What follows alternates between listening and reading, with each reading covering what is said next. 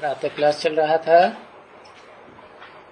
13 अप्रैल 1968 शनिवार को 8वें पेज के मध्यांत में बात चल रही थी कि फूड मिनिस्टर तो शिव बाबा है ना, परम पिता परमात्मा है। देह का फूड मिनिस्टर देह की परवरिश करने का या आत्मा की परवरिश करने का? आत्मिक सुख, अतीन्द्रिय सुख। और जिनको आत्मिक सुख मिलता है वो तो फिर और स्थूल सुख इंद्रियों के वो तो ले ही लेंगे। तो बताया वो फूड मिनिस्टर तो एक ही परमपिता परमात्मा जो आए करके इतना अनाज देते हैं। अनाज माने ताकत। अनाज में ताकत होती है या फल सब्जियों में ज्यादा ताकत होती है? अनाज में ज्यादा ताकत होती है।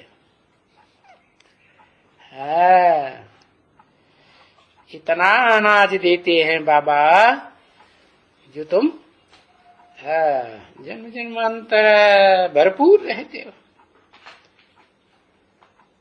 इतना देते हैं जो अरे बच्ची ये इस लाइफ में बाबा कहते हैं ना 12 आने इसने बेचा है इस लाइफ में। अनाज किसने? ब्रह्मा बाबा ने 12 आने में 1 मन अनाज बेचा। इसी जिंदगी की बात है। 10 आना 12 आना का 1 मन माने 40 किलो लगभग। तौला और चौथाई और ये होते थे ना है बटखरे। परंतु उस समय में हम ऐसा भजन से करते हैं, मन के हिसाब से दे देते हैं। मन तो जानते हो ना, मन माने दिल। दिल के हिसाब से दे देते थे। कोई तौला ताली की जरूरत भाई, हाँ इतना होगा।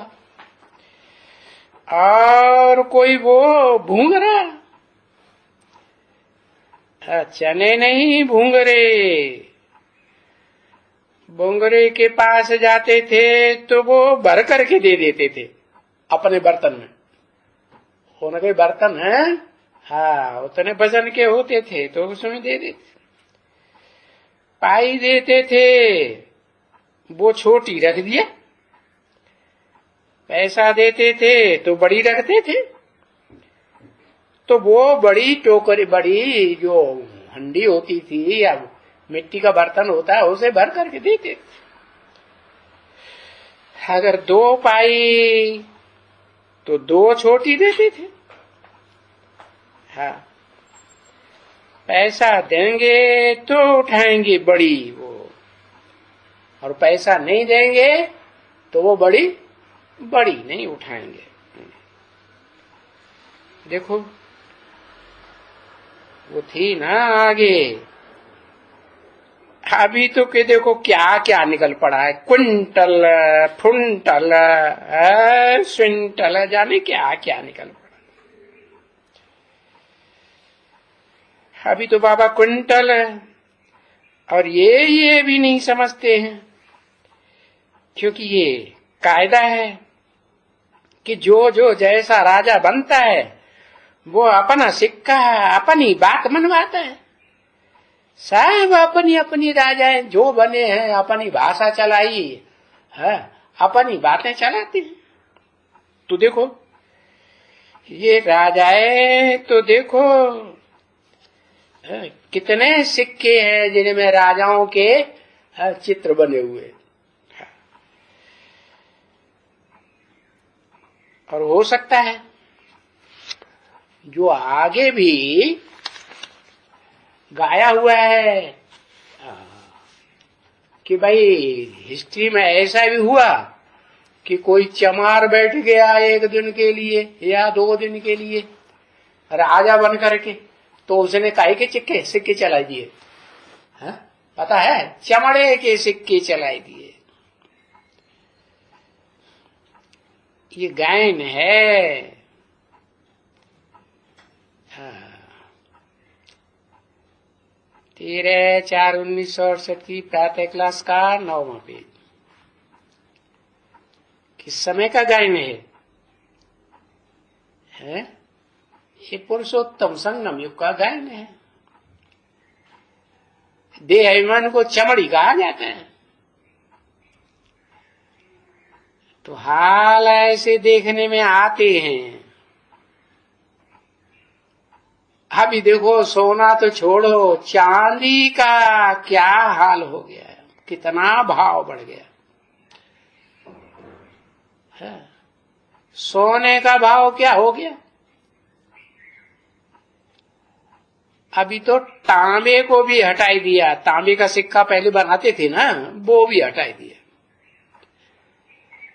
क्योंकि उनको ये सब काम में आता है। किसमें? लेन देन करने में विदेशों से। हाँ, ये सारा काम में आ जाता है। ऐसे नहीं सिर्फ सोना ही काम में आता है। तो हो सकता है कोई अच्छे चमड़ा भी कोई ऐसा निकालेगा, और निकलेगा। आजकल देखो क्या क्या निकालते रहते हैं।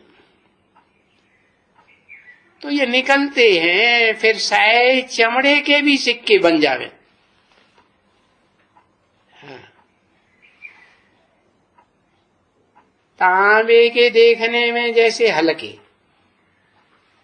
ऐसे चमड़े के सिक्के। निकल के भी तो बनते तो है ना। तो कम से कम जितना तमो प्रधान बनता जाएगा, इंसॉल्वेंसी पूरी होती जाएगी। क्योंकि ये तो तुम बच्चे जानते हो, बिल्कुल ही कलयुग के अंत में इंसॉल्वेंट बनना होता है। इंसॉल्वेंट कौन बनता है? जो पुराने थे, पुराना है, वो इंसॉल्वेंट बनता है ना बच्चे। अरे ये भारत तो बहुत पुराना है। नाम ही इनके धर्म का देते हैं आदि सनातन। सनातन माने पुराना, और उसमें भी आदि का पुराना, नामी ग्रामी है। तो लोग भी समझते हैं कि हाँ ये बहुत पुराना है। तो जब कोई पुराना देश गरीब होता है तो फिर उनको बहुत कर्जा देते रहते, क्योंकि यहाँ इस दुनिया में आमदनी तो कर्जा देने में बहुत है ना बच्ची। इस देश में अक्कल कम था साइंस का, हाँ, और विदेशों में साइंस का अक्कल बहुत बढ़ गया। अभी तो देखो कितनी साइंस बाहर से आती है, कितनी क्या क्या, ये देखो क्या क्या चीजें बन गई हैं। ये बाहर की मदद है ना सभी। आजकल भी देते हैं, पैसे भी देते हैं, और वो अक्कल वाले ही आकर के फिर बच्चों को सिखलाते रहते हैं। अक्कल जानते क्या होता है? बुद्धि। हाँ, तो देखो अभी भारत की क्या हालत हो गई है। दूसरों से लेते रहते हैं, खुद की अकल तो उतनी है नहीं, पत्थर बुद्धि बन जाते हैं। अब ये भी तुम बच्ची जानती हो क्या है? ये पत्थर बुद्धि क्यों बन जाते हैं?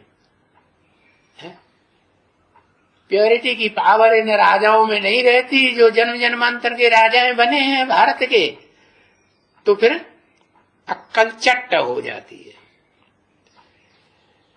क्योंकि ये संगम है ना, है कलयुगी अंतिम दुनिया का नई दुनिया से संगम है। तो तुम सारे चक्कर को अभी जान गए और तुम्हारी बुद्धि में अच्छी तरह से बैठा हुआ है? सारा चक्कर तुम्हारी बुद्धि में बैठा हुआ है, इसलिए तुम्हारा नाम ही देखो रखा है। क्या नाम रखा है? स्व मने आत्मा, दर्शन मने आत्मा के 84 के चक्कर का, 84 के जन्मों का दर्शन करो बुद्धि से, मन से। स्वदर्शन चक्र, 4 युगों का ये चक्कर बुद्धि में घुमाते रहो। तो ये नाम तुम्हारा रखा है स्वदर्शन चक्रधारी। तुमको ही कहा जाता है स्वदर्शन चक्रधारी, ऐसे नहीं कि ये इसको दादा लेकर आज ब्रह्मा को कहा जाता है। इसका चलता है सुदर्शन चक्र? नहीं, इसका सुदर्शन चक्र चले तो क्या होगा? जन्म मरण के चक्कर से अपने शरीर के द्वारा ही छूट जाए, है ना? लेकिन छूटता है और ही सूक्ष्म शरीर का कड़ा बंधन बन जाता है, नहीं बनता? बनता है। तो तुमको कहा जाता है सुदर्शन चक्रधारी, मेरे को भी नहीं कहा जाता। मुझे सुदर्शन चक्र घुमाने की दरकार है? क्यों? क्यों नहीं है? कारण अरे है,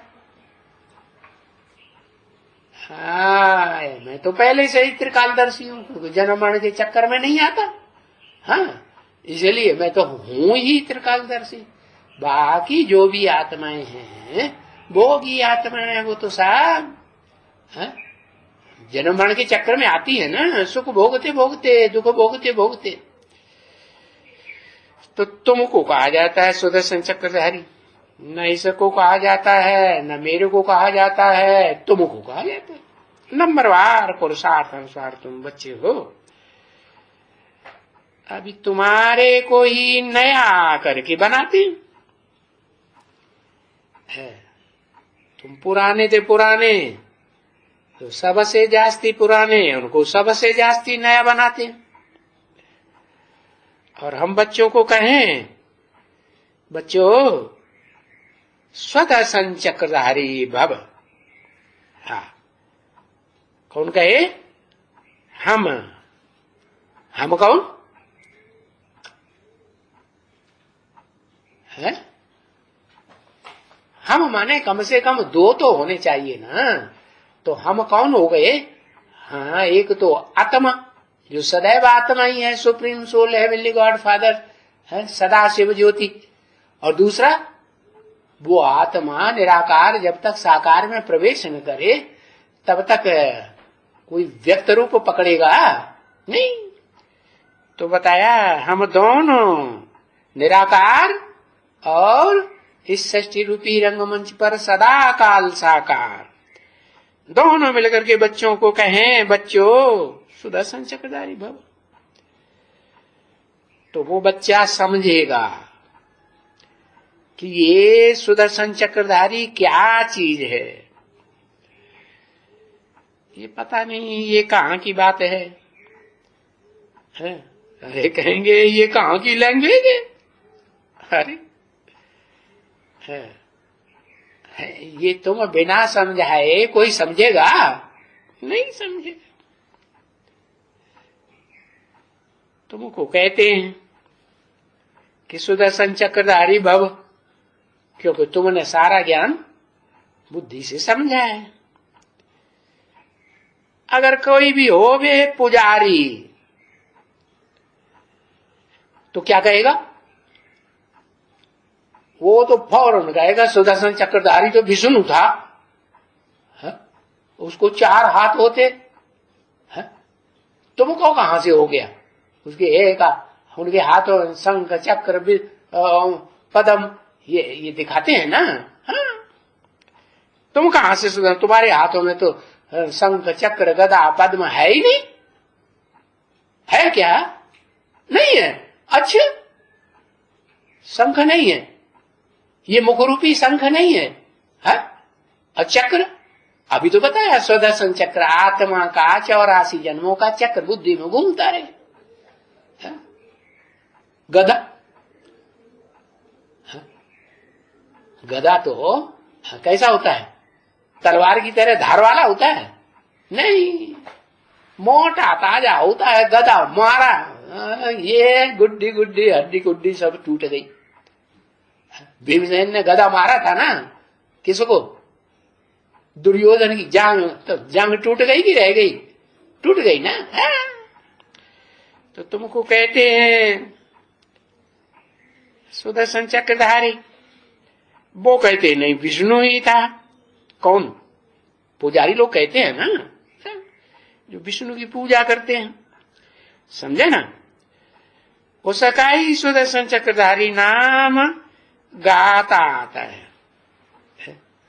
जो भी शास्त्रों में या गीतों में गायन है, उसी का ही जो क्या नाम कीर्तन वगैरह गाते हैं ना, उसी विष्णु का ना गायन है। अरे ये इन विष्णु को क्यों कहते हैं? है? और इनको क्यों कहते हैं? कहता हूं, इनको कहूंगा सुदर्शन चक्रधारी तो भी मुझेगा ना। तभी बाबा इनको कहते हैं, बच्ची नया नया कोई आएंगे तो बाबा ऐसे ऐसे बात करेंगे। तो बाबा फिर आएंगे तो फिर नई बात निकालेंगे वो शुरू से। क्या बात निकालेंगे? कि भाई बच्चे, सबके बेहद के दो बाप हैं। एक आत्माओं का बिंदु बिंदु आत्मा है ना, निराकार बिंदु। बिंदु को तो चाहिए जितना छोटा बना दो तो निराकार हुआ ना। कि उसका कोई लंबाई चौड़ाई होती है? होती है? नहीं होती। तो निराकार आत्माओं का बाप सुप्रीम सोल ज्योति बिंदु, सदा शिव ज्योति। और दूसरा साकार शरीरधारी जो मनुष्य मात्र हैं इस सृष्टि रूपी रंगमंच पर, उन सबका बाप है। जिसे कहते हैं आदम, एडम, अर्जुन। है? अर्जुन के ही रथ में आते हैं ना, शरीर रूपी रथ में। हाँ, तो देखो वो वहां से निकाल के शुरू करेंगे कि भाई दो बाप होते हैं बेहद के। वहां से समझाना शुरू करेंगे। वो अलफ और बे। फिर प्रैक्टिकल में बताएंगे कि अलफ मना पुरुषार्थ में आदि से लेकर के जब से ज्ञान में आया हो तब से अंत तक खड़ा रहे। कौन सा अंत? जब तक देहभान रहे है मन बुद्धि में, तब तक पुरुषार्थ करता ही रहे, खड़ा रहे कि पड़ जाए, गिर जाए। हाँ, खड़ा रहे। और बे, उर्दू में बे को पड़ा डंडा कहते हैं। वो तो पुरुषार्थ करते करते क्या हो जाता है? कौन पड़ जाता है? घंटों लगाते, कोई तो लिखते ही नहीं।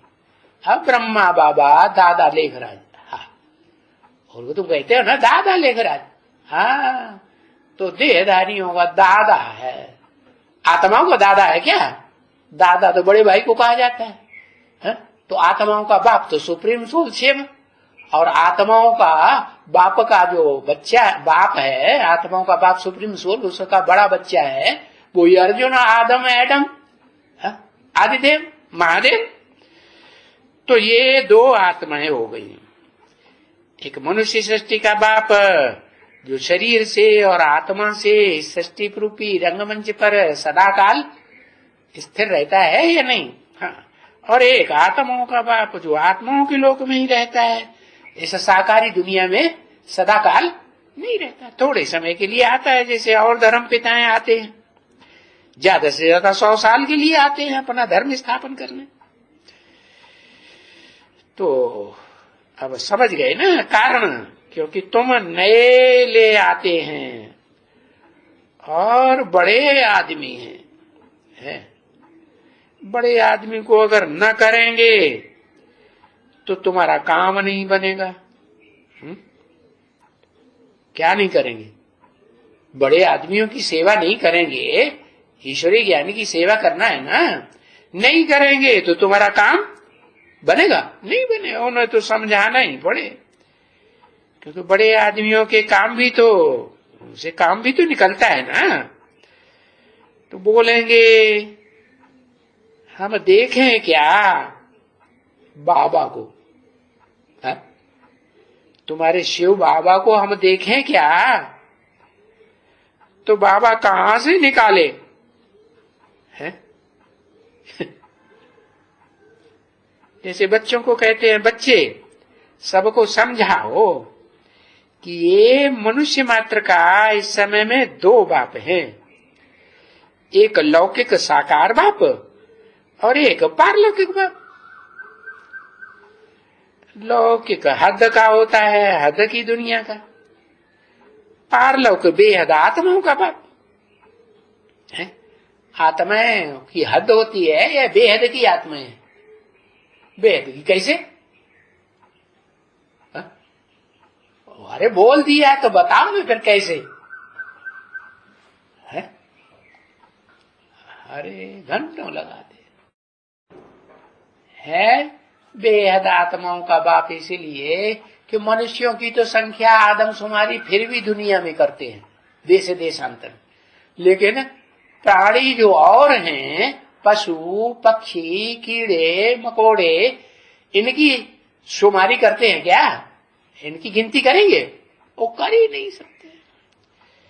तो लौकिक का जो देह का बाप है वो तो हद का हो गया है। कौन बेहद का बाप कौन है लौकिक में?